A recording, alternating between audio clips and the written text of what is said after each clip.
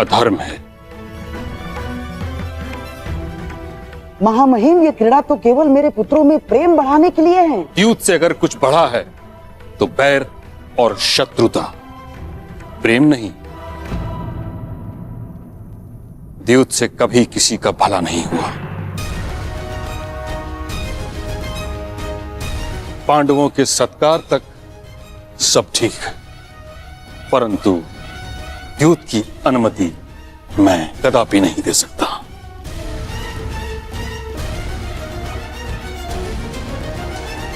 परंतु महामहिम, अतिथि का स्वागत और मनोरंजन उनकी रुचि के अनुसार ही तो होना चाहिए ना। अब महाबली भीम के लिए स्वादिष्ट भोजन की व्यवस्था होगी, देवी पांचाली के लिए वस्त्र आभूषण होंगे, नकुल और सहदेव के लिए आखेट और अश्वारोहण होगा, अर्जुन के लिए संगीत, परंतु धर्मराज के लिए क्या?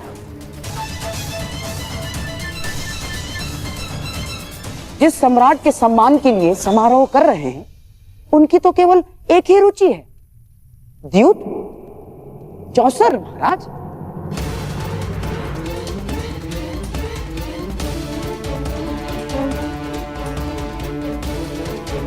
और पुत्र दुशासन स्वयं वहां जाकर पांडवों को निमंत्रण दे आएगा।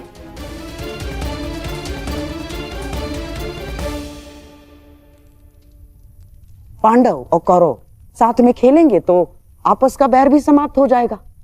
इसमें बुराई क्या है महामहिम? आपत्ति इस बात की है गंधार राज कि आपकी रुचि भी केवल दूध में है। बीते कल्प में हस्तिनापुर ये अनुभव कर चुका है कि जिस विषय में आपकी रुचि रही, उस विषय का परिणाम शुभ नहीं रहा।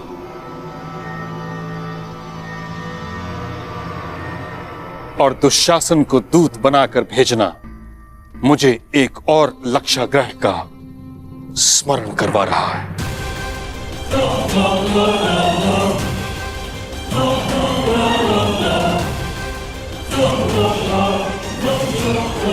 तो पितामह, इसमें समस्या क्या है? युद्ध क्रीड़ा एक सामान्य खेल ही तो है। परंतु मेरा इतना विरोध होने के पश्चात भी युद्ध क्रीड़ा का इतना समर्थन असामान्य है दुर्योधन। बुराई यह है कि शास्त्रों में दूत को अधर्म कहा गया है।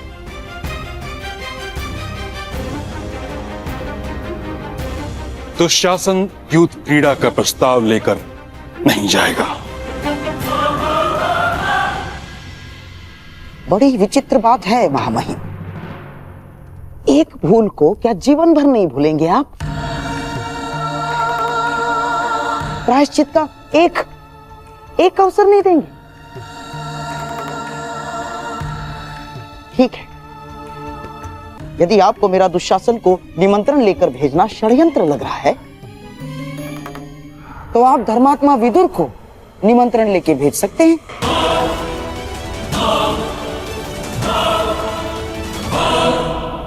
धर्मात्मा विदुर नीति अनुसार अपना कार्य करे और धर्मराज युधिष्ठिर नीति पूर्वक ही चाहे तो प्रस्ताव को स्वीकार कर ले।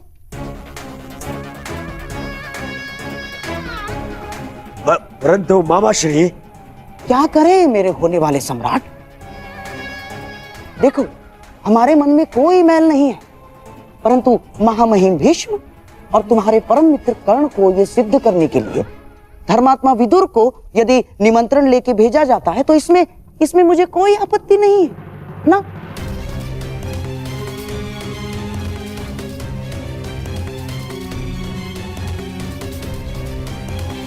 तो मेरा आदेश है कि महात्मा विदुर स्वयं जाकर पांडु पुत्रों और कुलवधू द्रौपदी को हस्तिनापुर आने का निमंत्रण दे।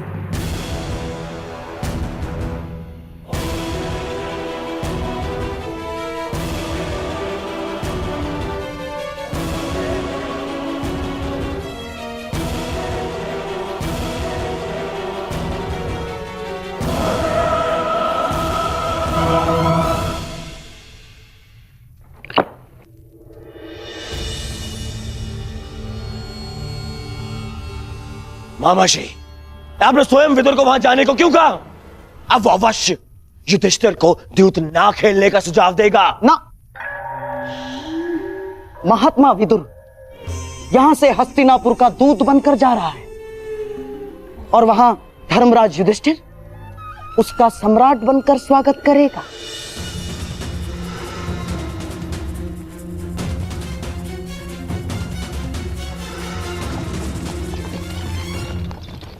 विदुर और धर्मराज दोनों की एक ही समस्या है दुर्योधन। दोनों महाधर्मशाली है और उनका धर्म उनकी सबसे बड़ी दुर्बलता है और वही हमारे लिए शक्ति बनेगी। जाओ दुर्योधन, तुम पांडवों के स्वागत की तैयारी करो, क्योंकि विदुर इंद्रप्रस्थ के लिए प्रस्थान कर चुका है।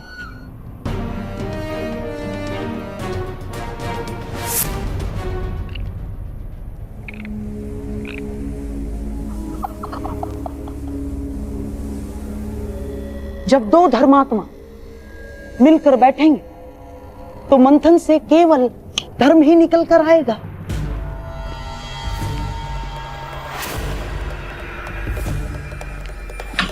और सम्राट का धर्म उसे चौसर पर बिठाकर ही रहेगा।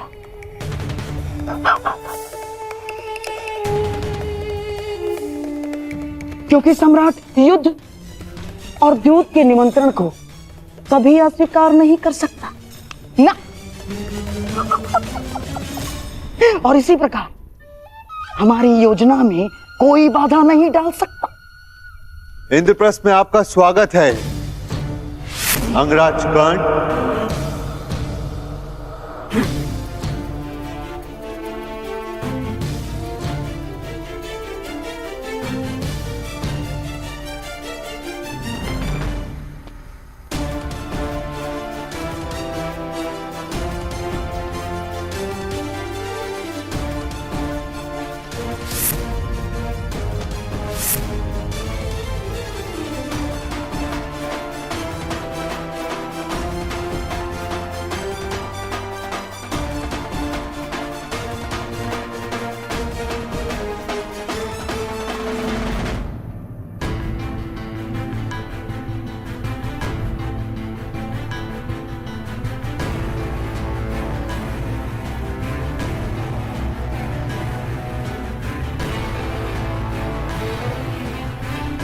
कहिए अंगराज,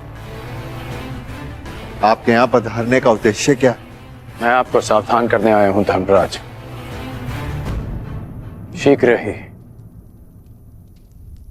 हस्तिनापुर आपका आवाहन करने वाला है।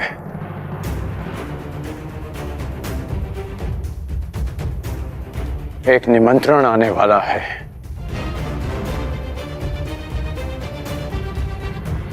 देखा भ्राताश्री, हमारी उन्नति ना देखी गई उस दुर्योधन से।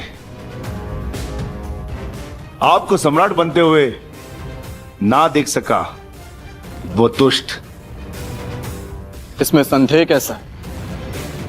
जिस भांति दुर्योधन यहां से क्रोधित होकर गया था, निस्संदेह उसने युद्ध का आह्वान किया होगा। यदि युद्ध का आह्वान करना होता तो मैं यहां सभा में प्रस्तुत नहीं होता। अभी तो युद्ध भूमि में तुम्हारी प्रतीक्षा करता। अर्जुन, कर्ण महोदय को अपनी बात पूरी करने दो। अंगराज, किस निमंत्रण की बात कर रहे हैं आप? द्यूत निमंत्रण की। शीघ्र ही आपको द्यूत का बुलावा आएगा।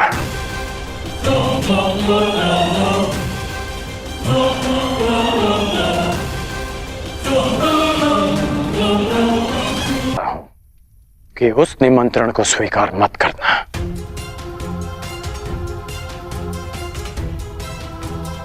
क्योंकि मुझे संदेह है कि गांधार राज ये निमंत्रण आपके सम्मान के लिए नहीं उस अपमान के प्रतिकार के लिए भेज रहे हैं। संदेह तो मुझे तुम पर हो रहा है।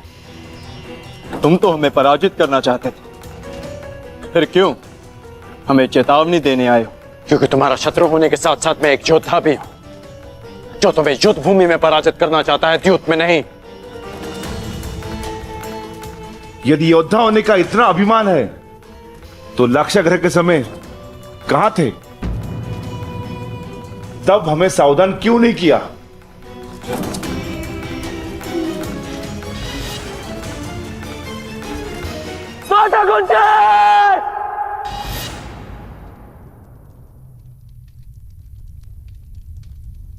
उस समय कुछ नहीं कर पाया, इसलिए इस समय प्रयास करने आया।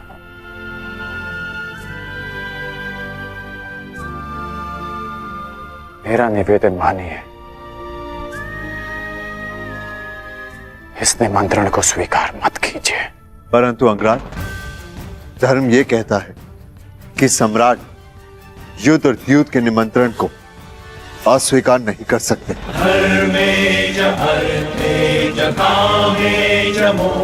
प्रत्येक मनुष्य की सबसे बड़ी शक्ति ही उसकी सबसे बड़ी दुर्बलता भी होती है, और धर्मशील की दुर्बलता उसका धर्म होता है। इसलिए प्रयास करना कि समय आने पर धर्मात्मा को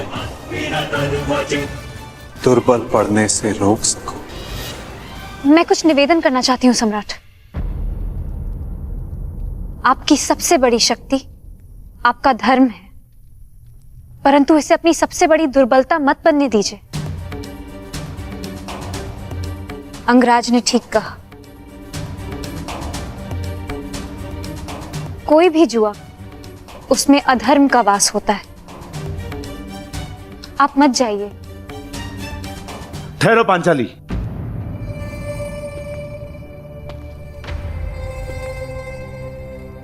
कर्ण ने तुम्हारी एक बार रक्षा की, इसका अर्थ यह नहीं कि हम इस पर विश्वास कर ले। यह हमारे शत्रु का परम मित्र है और यहां जानबूझकर आया है ताकि हम यह निमंत्रण अस्वीकार कर दे। और पितामह हमें अहंकारी समझ ले। यह हमें पितामह की दृष्टि में गिराना चाहता है। राजनीति का यह खेल तुम नहीं समझोगी पांचाली। किस पर विश्वास करना है, किस पर नहीं, क्या चयन करना है, क्या नहीं, तुम्हें समझने में अभी बहुत समय लगेगा पांचाली। चयन कैसे करना है ये मैं भली भांति जानती हूँ महाबली।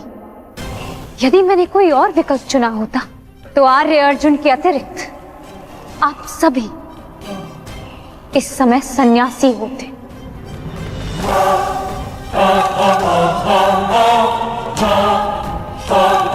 और उससे भी पूर्व यदि मैंने अपने चयन में थोड़ा सा भी परिवर्तन किया होता तो आर्य अर्जुन भी स्वयंवर में मेरा वरण ना कर पाते।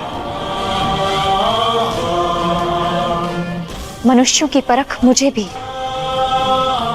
मित्र और शत्रुओं की भी। मैं मानती हूं कि अंगराज आपके शत्रु पक्ष से है, परंतु इस समय वो हमारे भले की बात कर रहे हैं और मैं उनके मत का समर्थन करती हूं। पांचाली! अनुज भीम, तुम्हें पांचाली से इस भांति बात नहीं करनी चाहिए। पांचाली को अपना मत प्रस्तुत करने का पूरा अधिकार है, परंतु पांचाली, भीम का मत भी उचित है। यदि हम हस्तिनापुर नहीं गए तो बहुत अभिमानी दिखेंगे। आपकी इसी सोच को गांधार राज भली भांति समझते हैं, इसलिए आपको द्यूत का निमंत्रण भेज रहे हैं। परंतु अंगराज का कथन उचित है धर्मराज।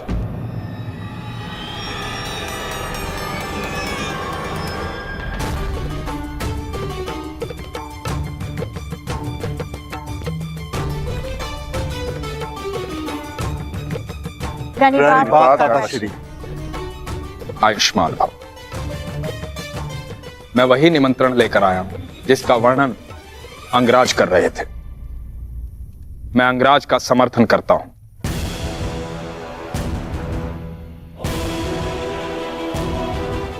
मुझे भी इसमें षड्यंत्र दिखाई देता है। जो लाक्षागृह में तुम सबको भाभी कुंती समेत भस्म करना चाह सकता है, वो कुछ भी कर सकता है। हमें उनसे भय नहीं है काका श्री। उनके उत्तर के लिए हम पांचों भाई प्रस्तुत हैं। वहां पितामह होंगे, आप होंगे, आचार्य द्रोण होंगे, तो फिर वहां सबके समक्ष कोई हमारा क्या अहित कर सकता है? सर्वनाश का युद्ध करने से श्रेष्ठ है कि उससे बचा जाए। कीचड़ में गिरने से कदाचित बाहर आ जाए और वस्त्र मैले हो ही जाते, उससे बचना ही श्रेष्ठ है। सर्वश्रेष्ठ युद्ध वो होता है पुत्र जो युद्ध ना हो। और धर्म क्या कहता है काका श्री? धर्म ये कहता है कि युद्ध और द्यूत के निमंत्रण को नकारा नहीं जा सकता, लेकिन निर्णय आपका है, क्योंकि द्यूत भी धर्म नहीं है।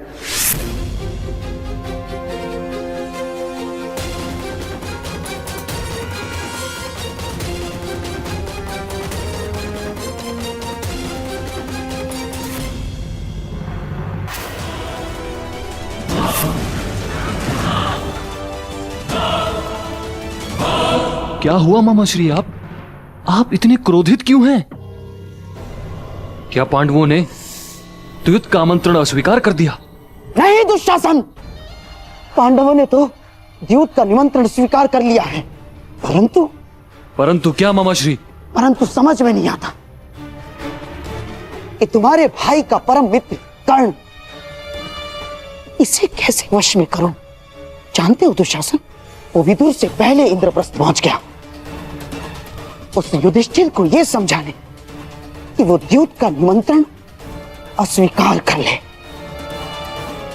पांडवों की एक ढाल कृष्ण को शल्य के साथ युद्ध में फंसा दिया है मैंने, परंतु इस कर्ण का क्या करूं जो हमारे ही विरुद्ध शस्त्र बनकर खड़ा हो गया है? जैसे बात करता हूं वही समझाएंगे उस सूत पुत्र को।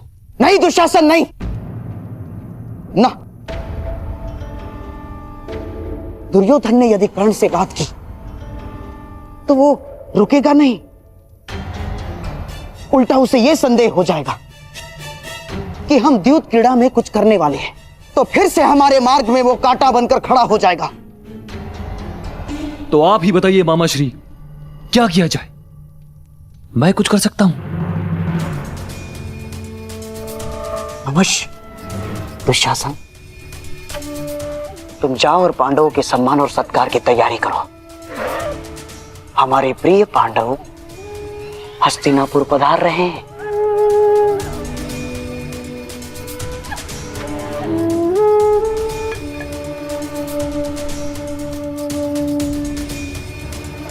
अब उस कर्ण नामक कांटे की औषधि अब मुझे ही ढूंढनी हो।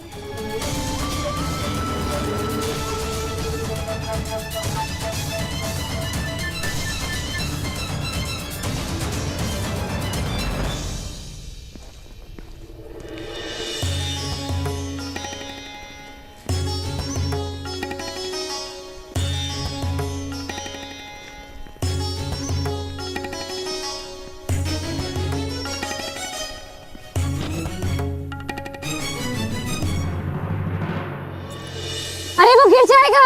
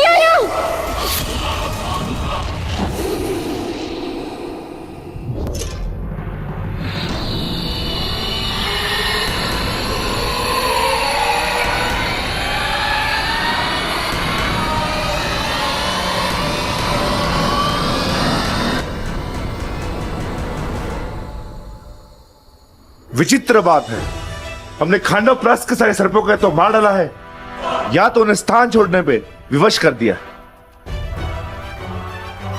फिर न जाने कहां से आते हैं और हम पर आक्रमण करते हैं।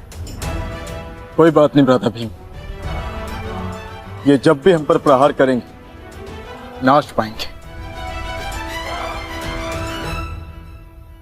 चलिए, प्रस्थान का मुहूर्त हो चला है।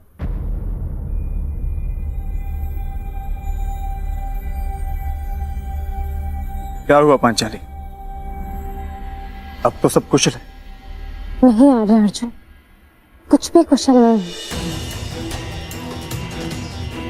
किसी भी शुभ कार्य के पूर्व सर्प हत्या बहुत ही बड़ा अपशगुन माना जाता है।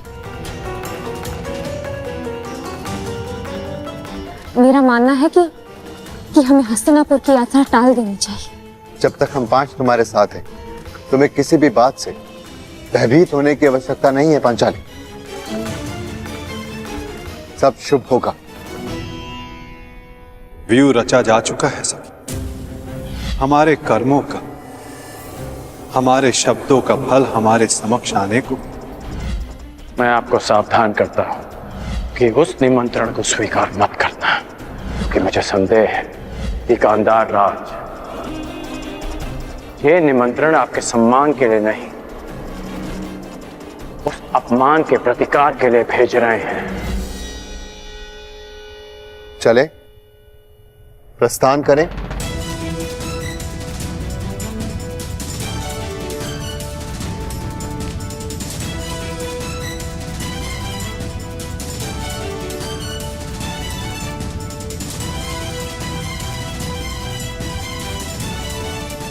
यदि कर्ण की चेतावनी सत्य सिद्ध हुई तो?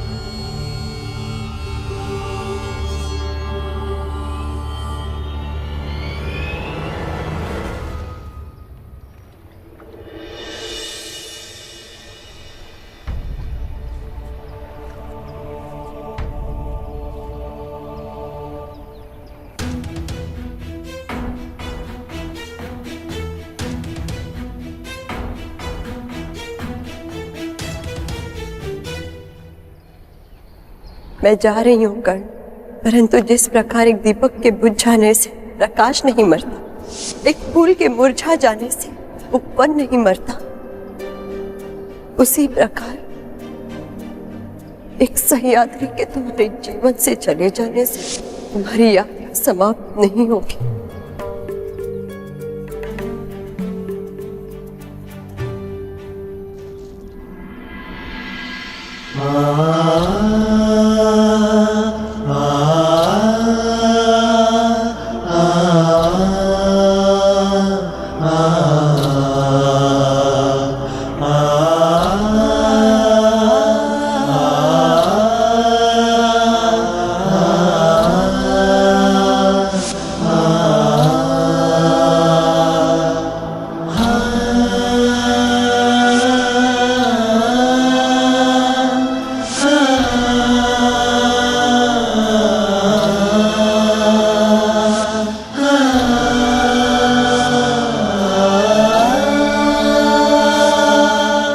सूर्य को साक्षी रखकर वचन दो कर्ण कि तुम सुप्रिया से विवाह करोगे।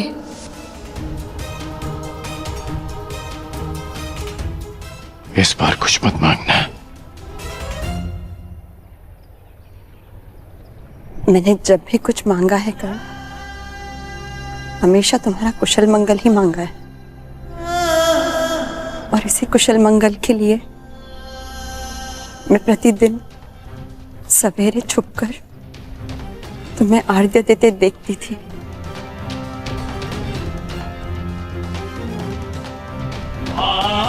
और संतुष्ट होकर लौट जाती थी कि आज भी तुम्हारे मुख पर वही तेज है और आंखों में वही परिवर्तन की चाह। तो आज क्यों आई? क्योंकि आज तुम्हारा मुख मलिन है कर्ण, और आंखों में चिंता। ऐसा क्या अंतर्द्वंद्व है जो तुम्हें सता रहा है? मेरा प्रिय दुशासन आज ही जाकर हस्तिनापुर से पांडवों को निमंत्रण दिया है, और फिर यहाँ उनका सम्मान समारोह होगा, और फिर 2-2 हाथ पांसों के। पांडव युद्ध क्रीड़ा के लिए आने वाले हैं, और मुझे संदेह है कि शकुनी कोई छल करने वाला है।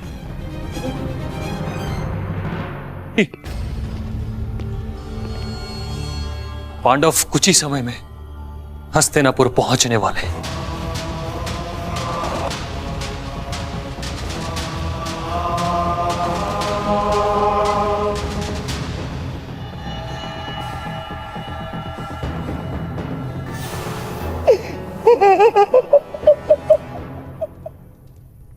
बहुत अच्छे दुशासन, बहुत अच्छे।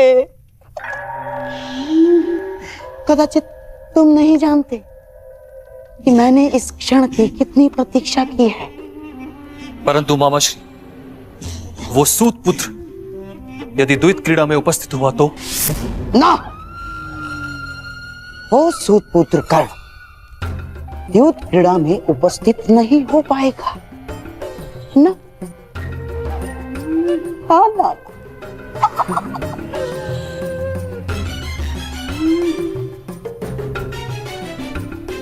क्योंकि उसे रोकने की व्यवस्था मैंने कर दी।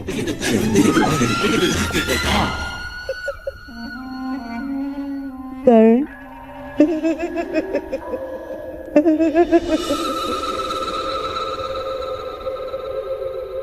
कैसा छल? जैसा वारनाव्रत में हुआ था। यद्यपि यहां महामहिम और आचार्य द्रोण उपस्थित होंगे, परंतु शकुनी के विषय में कुछ कहा नहीं जा सकता है। वो कुछ भी कर सकता है।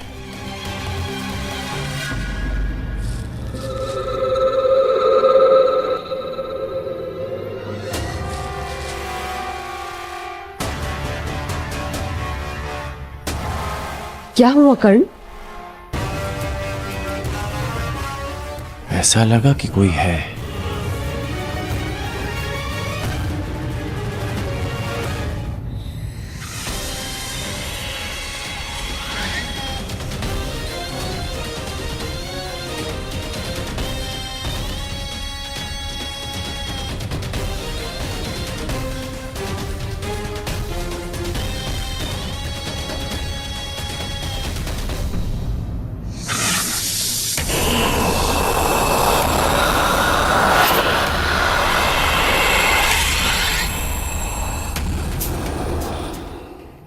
तुम्हें बता वृषाली कि मैं क्या करूं। जो तुम्हारा लक्ष्य है परिवर्तन, और परिवर्तन छल कपट से नहीं होता कर्ण, सत्य और साहस से होता है।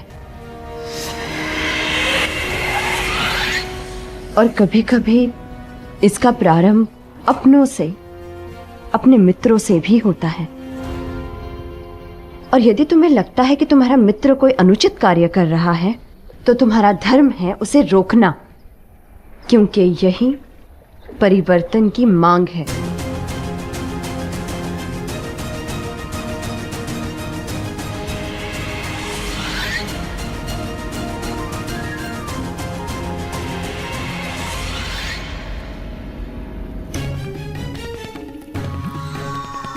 सूर्य चढ़ चुका है कर्ण, और आज का उगता हुआ ये सूर्य तुम पर ऐसा ग्रहण लगाएगा, ऐसा ग्रहण लगाएगा कि तुम यहाँ आना तो दूर, यहाँ आने की सोच भी नहीं सकते। आओ।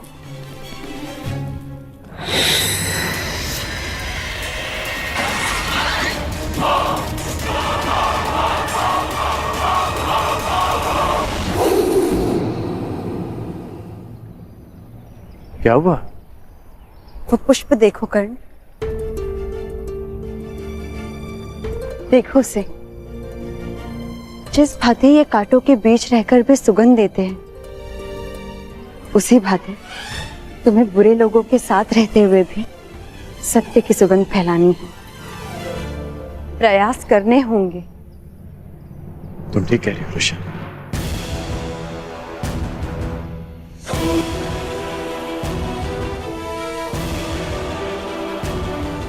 तो अब तुम क्या करो? वही जो तुमने कहा, प्रयास।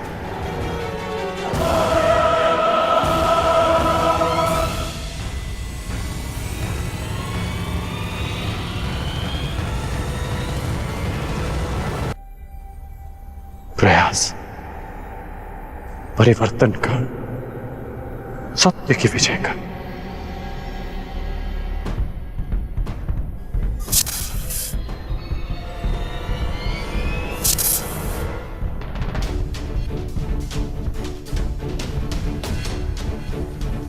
लगता है पांडवों का आगमन हो चुका है। हस्तिनापुर के द्वार पर उठा यह नाद इसका संकेत है। मुझे अपना कर्तव्य पूरा करने जाना होगा रुशाली। धन्यवाद रुशाली, मुझे मार्ग दिखाने के लिए। कुछ बातें और कुछ नाते कभी नहीं बदलते।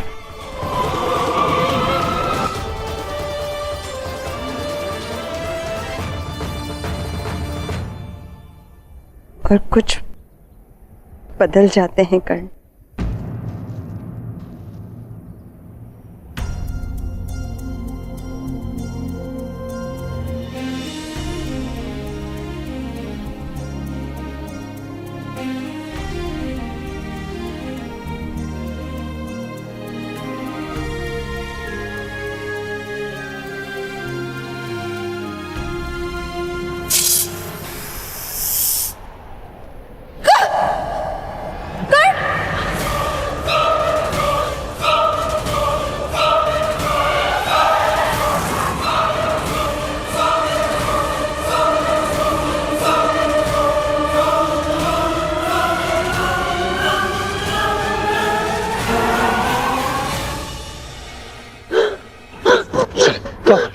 रुशाली आंखें खोलो, क्या हुआ?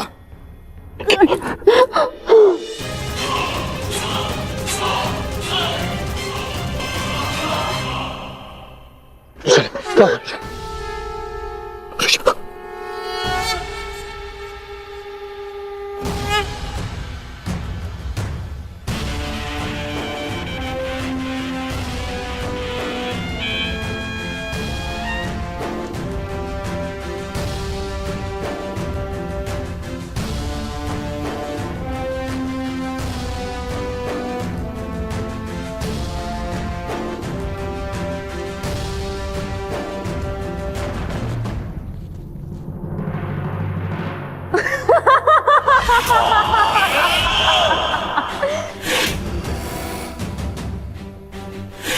अंधे का पुत्र अंध।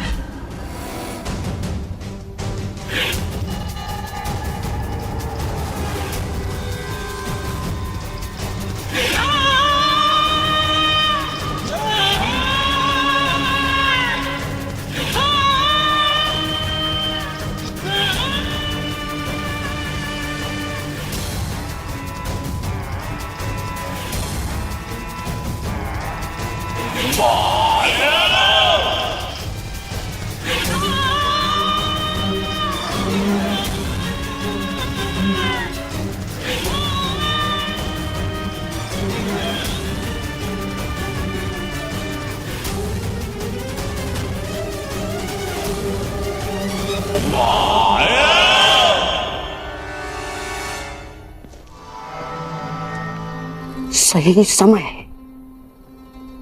और सही मुहूर्त मेरे होने वाले सम्राट।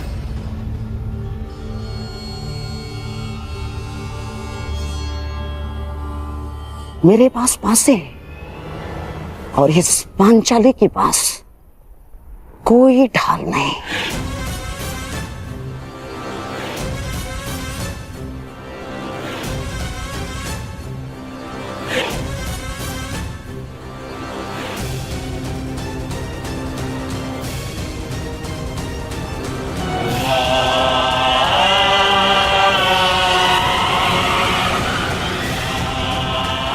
मेरे और तुम्हारे वस्त्र हरण के मध्य कर्ण नामक केवल एक ही बाधा शेष थी,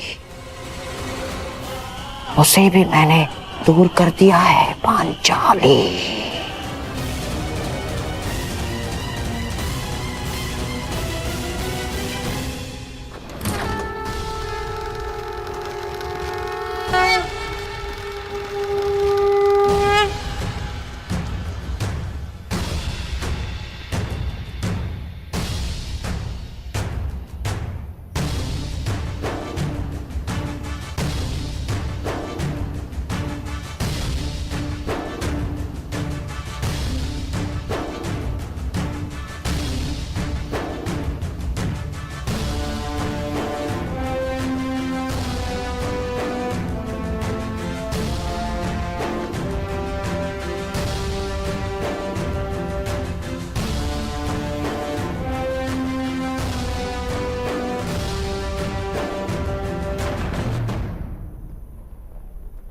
स्वागत है तुम सबका।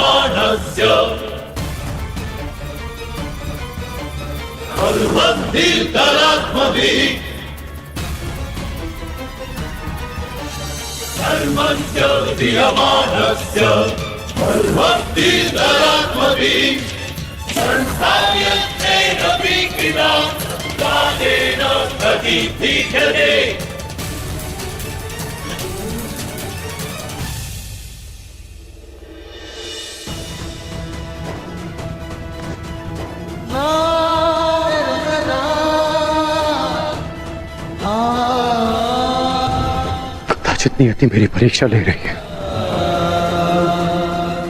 या तुम और वहां पांडव, मगर मैं इस परीक्षा में खरा उतरूंगा।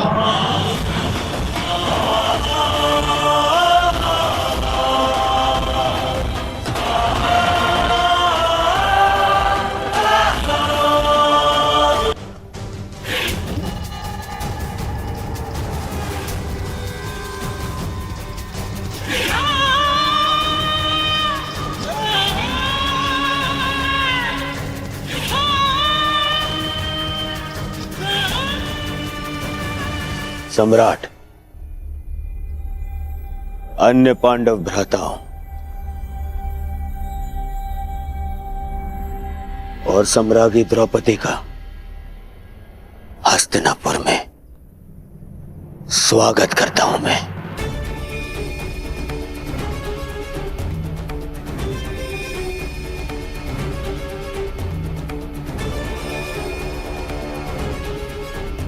इंद्रप्रस्थ में आपने स्मरणीय आतिथ्य किया।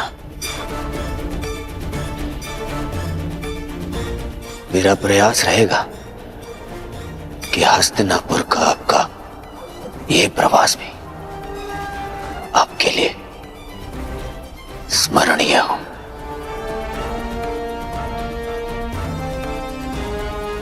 आशा है कि सम्राज्ञी को अपना स्वागत अपने गरिमा के अनुकूल लगाओ। यद्यपि ये आया महल नहीं है,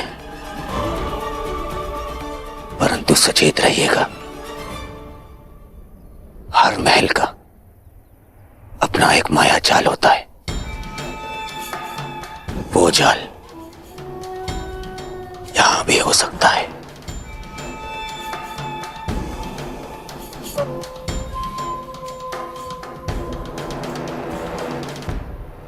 सावधान करने के लिए धन्यवाद युवराज। मकड़ियों की तो प्रवृत्ति ही होती है जाल बुनना, परंतु मनुष्य भी उन्हें एक ओर हटाकर आगे बढ़ते जाते हैं।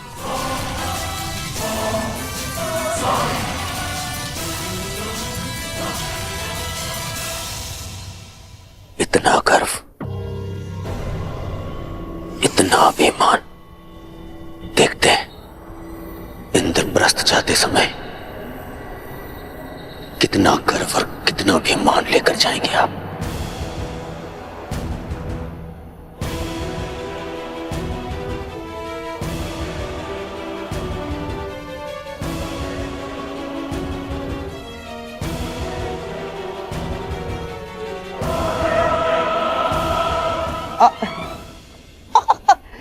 साम्राज्ञी, दुर्योधन के वचनों का तात्पर्य यह है कि आप लोगों के हस्तिनापुर की ओर से होने वाले स्वागत के कारण आपका गर्व और मान और भी बढ़ जाएगा। आपके स्वागत में ये उत्सव तो कुछ भी नहीं ना।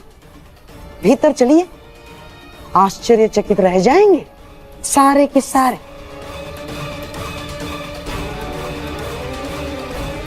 आइए आइए।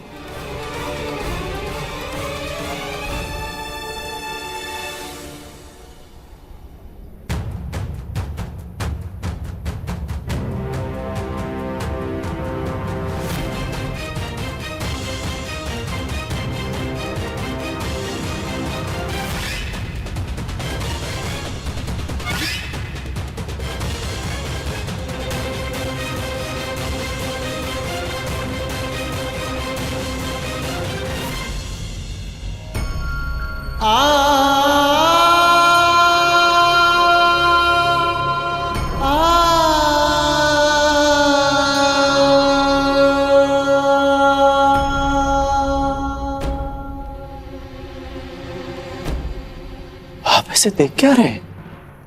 वृषाली का उपचार प्रारंभ कीजिए ना। उपचार लक्षण देखकर किया जाता है कर्ण। इसके लक्षण बता रहे हैं कि इसे किसी साधारण नाग ने नहीं डसा। अर्थात इसे किसी महाविषधर इच्छाधारी नाग ने डसा है और उसका केवल एक ही उपचार है, और वो उपचार ये है कि वो नाग स्वयं आकर वृषाली के रक्त से अपना विष लौटा ले।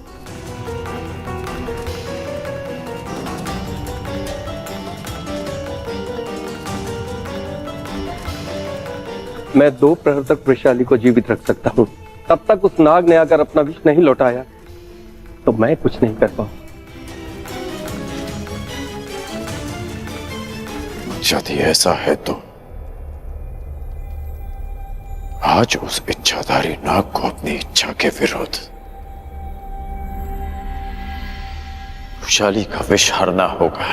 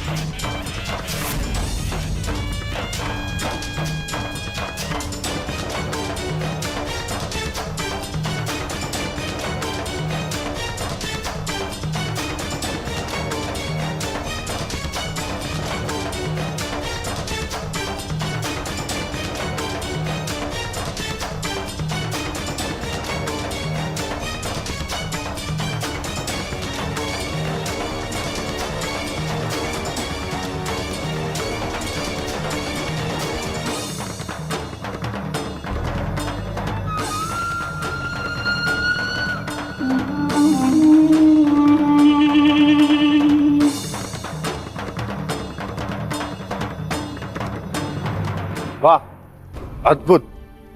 अद्भुत प्रस्तुति है, आनंद आ गया। भीम, आनंद आ रहा है ना?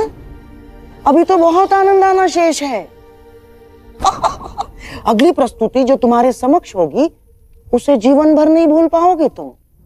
हाँ?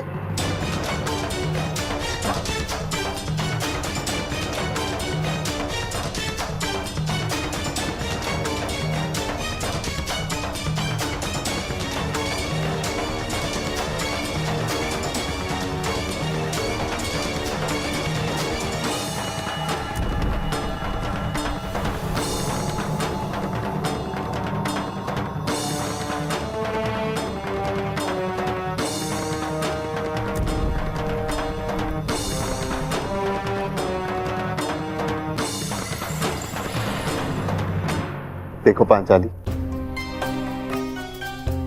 आचार्य द्रोण भी यहां पधारे। सब कुछ कितना आनंददायी और मंगल में प्रतीत हो रहा है।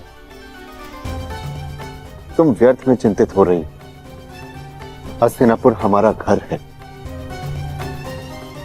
आचार्य द्रोण, विदुर काकाश्री और पितामह के रहते कुछ भी अनुचित नहीं होगा।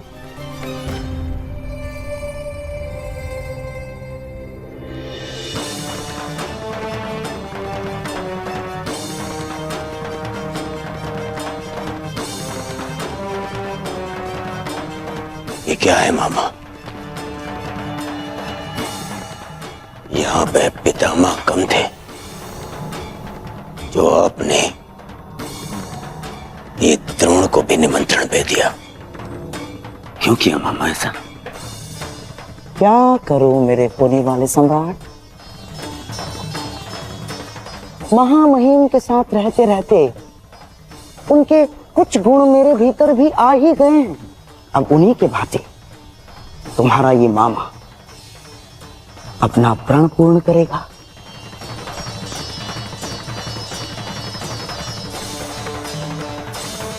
कुलवधु पांचाली का अपमान सारे कुल के समक्ष होगा।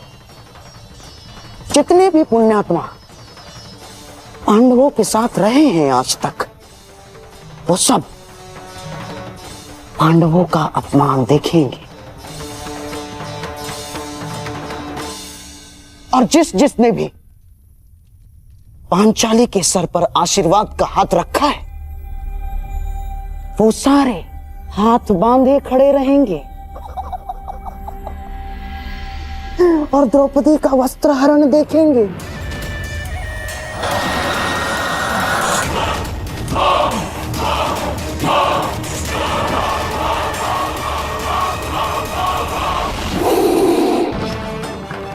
एक यज्ञ युधिष्ठिर ने किया था ना, तुम्हारा अपमान करने के लिए है?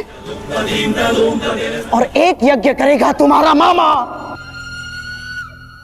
जिसमें हर एक मनुष्य के आत्मसम्मान की आहुति दी जाएगी, जिसने तुम्हारे साथ चाहे अनचाहे बुरा किया। ये द्यूत नहीं है दुर्योधन ना, ये महायज्ञ है तुम्हारे मामा का, जिस यज्ञ को कोई भंग नहीं कर सकता, क्योंकि इसको भंग करने वाला इस पूरी सभा में प्रस्तुत हो ही नहीं सकता।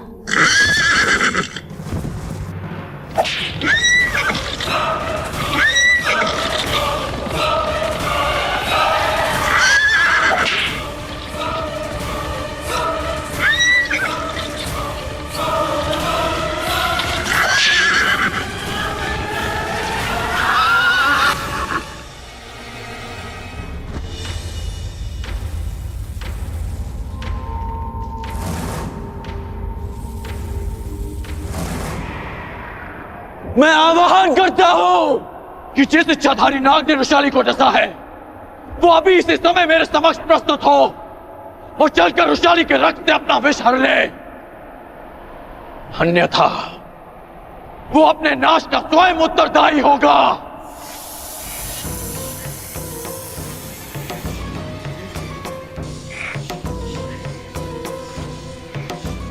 मैं अंतिम चेतावनी दे रहा हूं,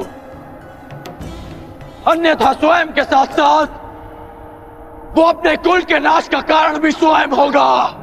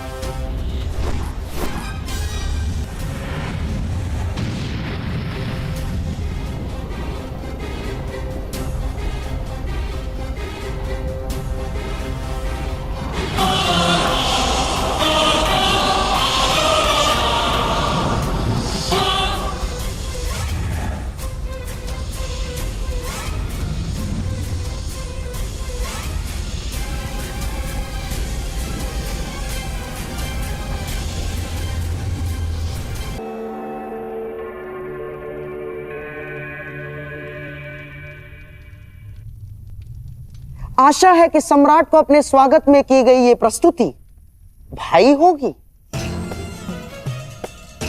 और विश्वास है कि उन्हें अगली प्रस्तुति और भी श्रेष्ठ लगेगी।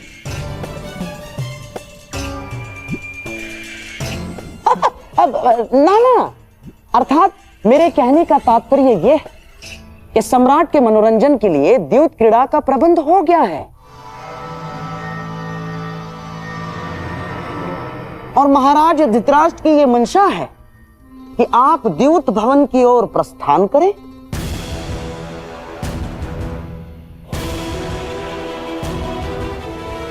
व्यथित ना हो, सब शुभ होगा। आओ।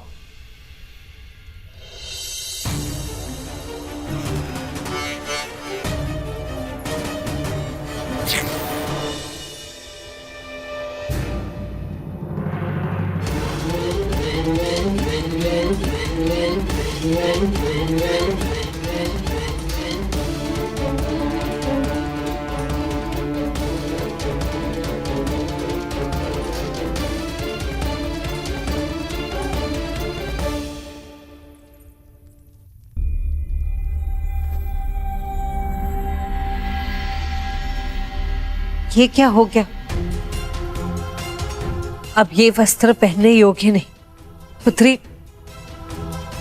मैं तुम्हें नए वस्त्र देती। आओ।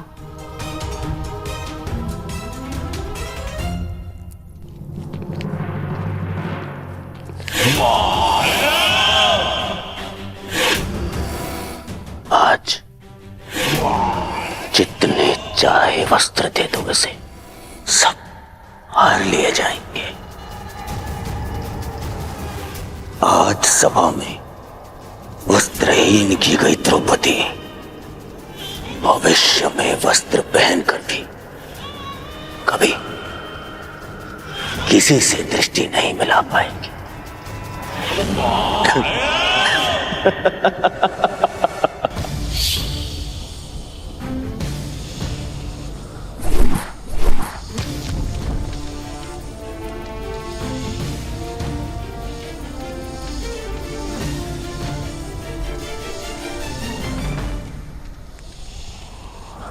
मायावी सर्प, अंतिम अवसर दे रहा हूं।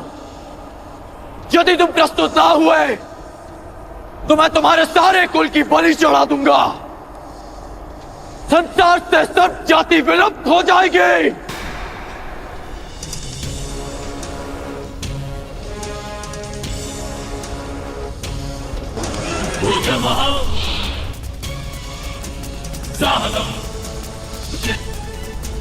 जयम बुद्धि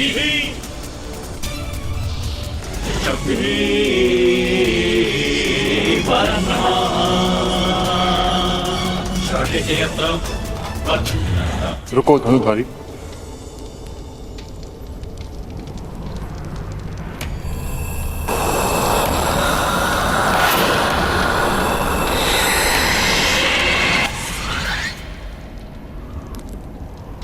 मेरे किए का दंड मेरे कुल को क्यों दे रहे हो?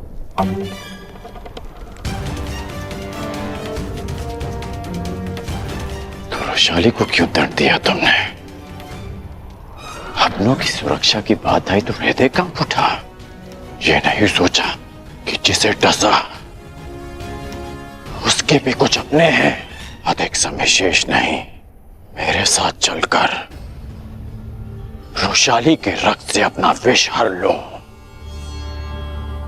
अन्यथा अपनी आंखों के सामने अपने कुल का विनाश देखो।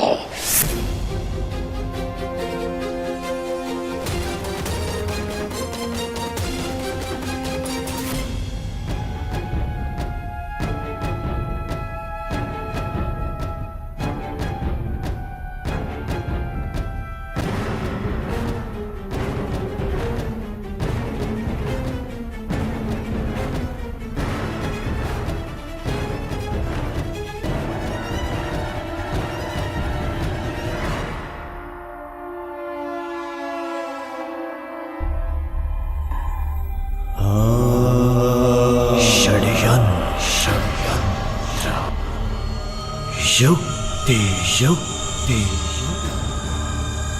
कपट कपट छल। सम्राट की जय हो।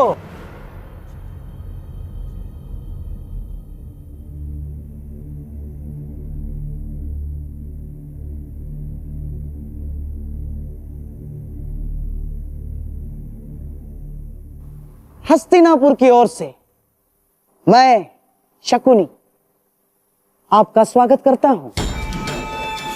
सम्राट ने राजसूय यज्ञ में सारे आर्यव्रत का सत्कार किया। आज हम भाग्यशाली हैं कि इंद्रप्रस्थ के सम्राट युधिष्ठिर का सत्कार कर रहे हैं। हस्तिनापुर साक्षी बनेगा दो भाइयों के बीच खेले गए इस युद्ध का। इस सभा में उपस्थित प्रत्येक व्यक्ति इस भव्य सत्कार को कभी भूल नहीं पाए। तो प्रस्तुत है आज तक के इतिहास की सबसे बड़ी, सबसे रोमांचक, मनोरंजक द्यूत क्रीड़ा।